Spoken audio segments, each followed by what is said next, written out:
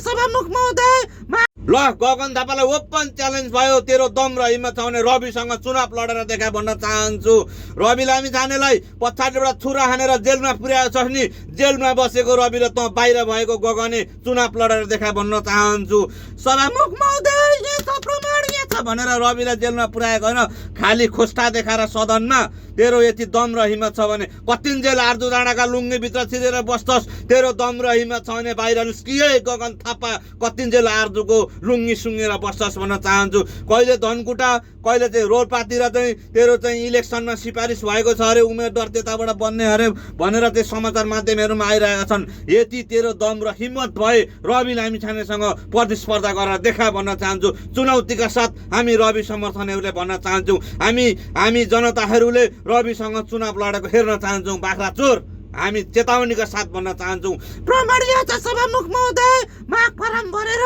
1 करोडको 2 करोडको loan जिकेको सरकारी ठगेको भनेको होइन अहिलेसम्म तेरो प्रमाण कहाँ छ हामी राष्ट्रिय स्वतन्त्र पार्टी समर्थन आम सर्वसाधारण नेपाली जनतालाई तेरो प्रमाण चाहियो